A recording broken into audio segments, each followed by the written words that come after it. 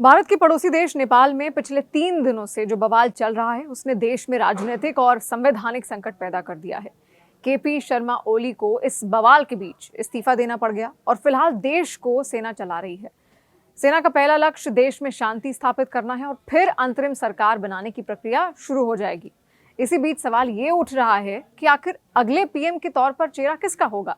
अगर हम फिलहाल नेपाल की राजनीति में मौजूद ऐसे चेहरों की बात करें जो देश की कमान संभाल सकते हैं तो 2 नाम सामने आ रहे हैं। इसमें से एक है नेपाल के डिप्टी पीएम रह चुके रवि लाछीमाने और दूसरे राजधानी काठमांडू के मेयर बालेन शाह। दोनों ही नेपाल की युवा पीढ़ी में खासे पसंद किए जाते हैं क्योंकि उनकी राजनीति करने का तरीका काफी गैर पारंपरिक है। अब चलिए जान लेते हैं इन चेहरों के बारे में।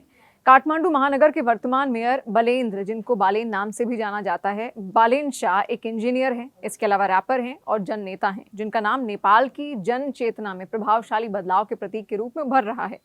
उन्होंने Himalayan white house international college से सिविल इंजीनियरिंग में स्नातक किया और भारत की VTU से स्ट्रक्चरल इंजीनियरिंग में मास्टर किया। शाह ने 2012 में सड़क बालक गीत रिलीज कर संगीत में कदम रखा और 2013 में यूट्यूब बेस्ड रॉ बाज रैप बैटल सीरीज के जरिए नेफ हॉप नाम की एक हिप हॉप शैली में अपनी पहचान बनाई। राजनीति में उनका प्रवेश 2022 में हुआ जब उन्होंने बिना किसी पारंपरिक पार्टी के समर्थन के स्वतंत्र उम्मीदवार के रूप में काठमांडू मेयर चुनाव जीतकर राजनीति में हलचल मचा दी। मेयर के तौर पर उन्होंने कचरा प्रबंधन, इसके अलावा अवैध निर्माण का उन्मूलन, फुटपाथ सुधार और सरकारी स्कूलों की गुणवत्ता पर ध्यान केंद्रित किया है। उन्होंने पारदर्शिता बढ़ाने के लिए सरकार की मीटिंग्स को लाइव प्रसारित भी किया। पर्यावरण सुधार में उन्होंने पतली प्लास्टिक बैग पर पाबंदी लगाई और डिजिटल बिल्डिंग परमिट प्रणाली लागू की। 2023 में जब टाइम मैगजीन ने उन्हें next emerging leaders time 100 next की सूची में शामिल किया तो उनकी लोकप्रियता युवाओं में और ज्यादा बढ़ गई। वो सामाजिक मीडिया प्रतिबंध के खिलाफ युवा विरोध में एक युग के प्रतीक बनकर उभरे, जिसके चलते उन्हें जेन जी का नेता माना जाने लगा। नेपाल के जाने माने मीडिया व्यक्ति रवि लामीछाने पत्रकारिता से राष्ट्रीय राजनीति तक पहुंचे और इन्हीं का नाम आगे भी आ रहा है प्रधानमंत्री पद के लिए। ये दूसरा नाम है। उनने सिधाकुरा जनता संघ नाम के टीवी शो के माध्यम से भ्रष्टाचार और सामाजिक अन्याय का पर्दाफाश कर जनता में खूब लोकप्रियता हासिल की। उनकी लोकप्रियता को राजनीतिक रूप में बदलते हुए उन्होंने राष्ट्रीय स्वतंत्र पार्टी की स्थापना की और चुनाव लड़कर गृह मंत्री और उप प्रधानमंत्री का पद हासिल किया। फिर 2023 में नेपाल की सुप्रीम कोर्ट ने उन्हें नागरिकता कानूनों के उल्लंघन के चलते इन पदों से हटाया क्योंकि उन्होंने अमेरिकी नागरिकता त्यागने के बाद नेपाली नागरिकता फिर से हासिल नहीं की थी। इसके अलावा उन्हें सुप्रीम सहकारी घोटाला में लाखों नेपाली रुपयों का गबन करने के आरोप में गिरफ्तार किया गया। इनके बावजूद युवाओं में रवि की लोकप्रियता में कोई कमी नहीं आई।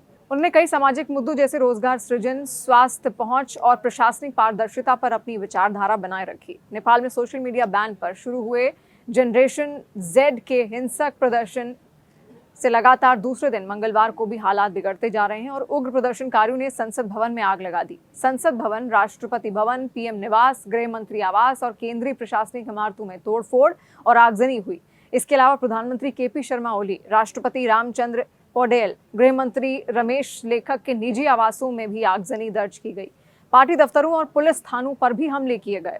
इसके अलावा संसद भवन और फिर सिंह दरबार, जो कि कैबिनेट मंत्रियों का आवास के रूप में भी वहां जाना जाता है, सर्वोच्च न्यायालय पूरी तरह प्रदर्शनकारियों के कब्जे में इस वक्त है। बैंकों में लूटपाट की गई। प्रदर्शनकारियों ने पूर्व पीएम शेर बहादुर देउबा और उनकी पत्नी आरजू राणा को घर में घुसकर पीटा।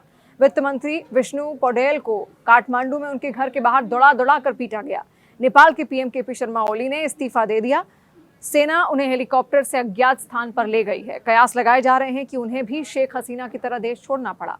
अब तक 22 लोगों की मौत हो चुकी है और इस पूरी हिंसा में 400 से ज्यादा लोग जख्मी हैं। हिंसा अब भी जारी है। अभी सवाल यह है कि आखिर यह आंदोलन क्यों भड़का? क्या सिर्फ सोशल मीडिया बैन करने के चलते युवा उग्र हो गए या फिर इसके पीछे कुछ और ही कारण है? अब देखिए, कई सारे कारण इसके पीछे हो सकते हैं। जो कारण निकलकर सामने आ रहे हैं इस हिंसक प्रदर्शन के पीछे, वो 6 हैं। नेपाल में जनरेशन Z यानी कि 1997 से 2012 के बीच पैदा हुए युवाओं में बेरोजगारी, महंगाई और भ्रष्टाचार को लेकर निराशा थी। जेन जी की निराशा को गुस्से में बदलने का काम भाई भतीजावाद और चहेतों को कुर्सी पर बैठाने, नेताओं के बच्चों की विदेश यात्राएं, शान शौकत की पार्टियां और ब्रांडेड सामान यूज करने की सोशल मीडिया पर चर्चा के दौरान हुआ।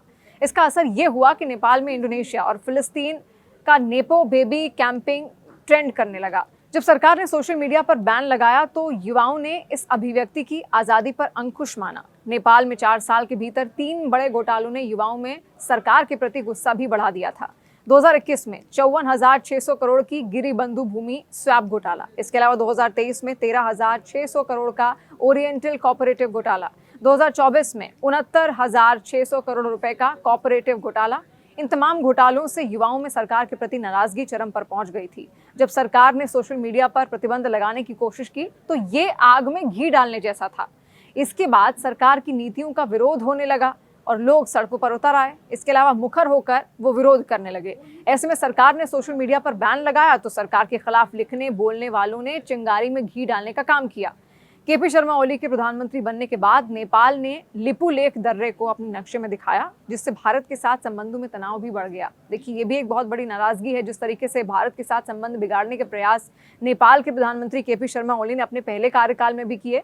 उसके कारण भी नाराजगी यहाँ पर थी, क्योंकि रोटी बेटी का रिश्ता माना जाता है भारत और नेपाल के बीच में। अब यहाँ पर चीन से बढ़ती नजदीकी के कारण भी भारत के साथ संबंध और प्रभावित हुए। इन तनावपूर्ण संबंधों का सीधा असर नेपाल की अर्थव्यवस्था पर पड़ा, जिससे आर्थिक दबाव बढ़ा और युवाओं में बेचैनी बढ़ गई। ये तमाम कारण थे जिसके कारण आज सड़कों पर नेपाल के युवा उतरे हैं।